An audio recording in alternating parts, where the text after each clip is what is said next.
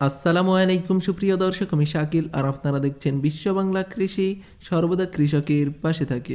সুপ্রিয় দর্শক, আজকের এই ভিডিওতে দেখতে পাবেন টমেটো গাছের 3G কাটিং বা সাকার প্রুনিং, কিভাবে টমেটো গাছে প্রুনিং করতে হবে সে সম্পর্কে বিস্তারিত জানতে পারবেন। এবং প্রুনিং যদি আপনার টমেটো গাছে করা হয় তাহলে প্রচুর পরিমাণে টমেটো হতে বাধ্য। এজন্য অবশ্যই আপনারা ভিডিওতে দেখানো পদ্ধতি অনুযায়ী গাছগুলি প্রুনিং করবেন এবং অবশ্যই আপনার গাছে প্রচুর পরিমাণে ফলন হবে। এই পদ্ধতিটা আমি গত বছর ট্রাই করেছিলাম এবং প্রচুর পরিমাণে ফলন পেয়েছি। সেই ভিডিওগুলো দেখতে আই বাটনে ক্লিক করুন। এবং টমেটো চাষের একটা কৌশল আপনারা এই ভিডিওর মধ্যে জানতে পারবেন, এজন্য অবশ্যই ভিডিওটিকে শেষ পর্যন্ত দেখবেন।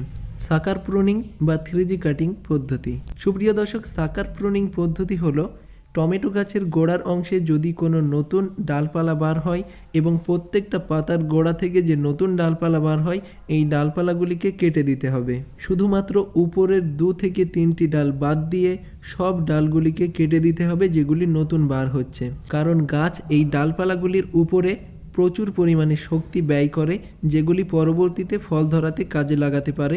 এজন্য অবশ্যই এই ডালপালাগুলিকে কেটে দিতে হবে বা ছেটে দিতে হবে। আর আমার উপরে ভরসা করে আপনি একটা গাছে এই পদ্ধতিটা ট্রাই করে দেখেন। যদি অন্য গাছের চেয়ে ফল বেশি না হয় তাহলে অবশ্যই আপনি চ্যানেলটিকে আনসাবস্ক্রাইব করে দেবেন।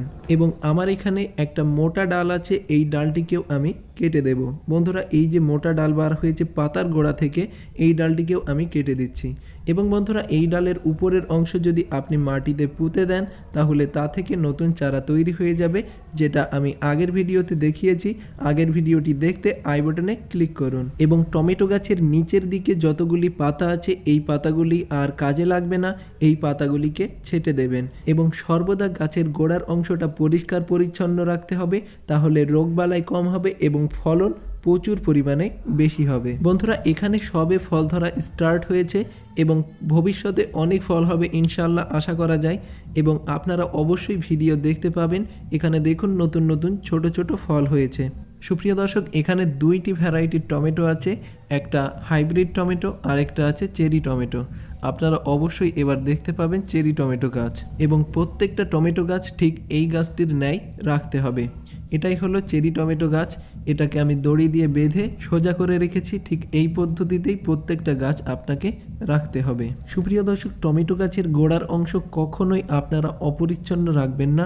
পরিষ্কার পরিচ্ছন্ন রাখলে রোগবালাই কম হবে। এবং বন্ধুরা, এই কৌশলটি আপনারা অবশ্যই দেখে রাখবেন। গোড়ার অংশে দড়ি দিয়ে বাঁধতে হবে ঠিক লাল দড়িটির ন্যায়। তারপরে এইভাবে পেঁচিয়ে পেঁচিয়ে আপনারা পুরো ডালটিকে পেঁচিয়ে নেবেন। তারপরে উপরের দিকে টানলে গাছটি একদম সোজা হয়ে যাবে। এবং উপরে অবশ্যই আপনাকে একটা তার বা অন্য কিছু লম্বালম্বিভাবে বেঁধে রাখতে হবে। সেই তার বা অন্য কিছুর সাথে আপনারা এই ডালটিকে সোজা করে দড়িটা বেঁধে দেবেন। এটাই হলো সেরা পদ্ধতি টমেটো গাছ রাখার জন্য। এবং টবের একটা গাছ আছে, সেই গাছ আমি এই পদ্ধতিতে উপরে বেঁধে রেখেছি। সেই ভিডিওটা খুবই শীঘ্রই আপনারা পেয়ে যাবেন। টমেটো গাছের রোগবালাই ও প্রতিকার। সুপ্রিয় দর্শক, টমেটো গাছে 2টি রোগ সবচেয়ে বেশি দেখা দেয়, একটা ফল আসার আগে এবং একটি ফল আসার পরে। ফল আসার আগে দেখা যায় হোয়াইট ফ্লাই, ক্ষুদ্র ক্ষুদ্র সাদা মাছি যেটা উড়ে বেড়ায় এবং ভাইরাস রোগ ছড়ায়, যার ফলে টমেটো গাছ কুঁকড়ে যায়। এজন্য অবশ্যই আপনারা ইমিডাক্লোরোপিড জাতীয় কীটনাশক 1 ml প্রতি লিটার পানিতে মিশিয়ে গাছে স্প্রে করে দেবেন। এ ধরনের সমস্যা আর দেখা দেবে না। এবং ফল আসার পরে লেদা পোকা আক্রমণ করে এবং ফলগুলি ফুটো করে দেয়। এজন্য এমামেকটিন বেনজোয়েট গ্রুপের কীটনাশক 1 ml প্রতি লিটার পানিতে মিশিয়ে গাছে স্প্রে করে দেবেন, তাহলে এ ধরনের সমস্যা আর দেখা দেবে না। এবং টমেটো গাছ নিয়ে অন্যান্য সমস্যা থাকলে অবশ্যই কমেন্টে জানাবেন, আমি দ্রুত আপনার কমেন্টের রিপ্লাই দেব ইনশাআল্লাহ। সুপ্রিয় দর্শক, এই ভিডিওতে দেখানো পদ্ধতিগুলি যদি আপনি অনুসরণ করেন তাহলে আপনার গাছে প্রচুর পরিমাণে ফলন হবে। এবং ফলন যদি বেশি হয় অবশ্যই কমেন্টে জানাবেন। এবং গাছগুলি আমি কিভাবে রেখেছি অবশ্যই আপনারা দেখতে পাচ্ছেন। এই পদ্ধতিতে আপনারা চাষ করতে পারেন খুব বেশি লাভবান হওয়ার জন্য। এবং বন্ধুরা, এই ভিডিওটি যদি আপনাদের ভালো লেগে থাকে তাহলে অবশ্যই লাইক করবেন এবং আপনার কৃষক বন্ধুদের সাথে এই ভিডিওটি শেয়ার করতে মোটেও ভুলবেন না।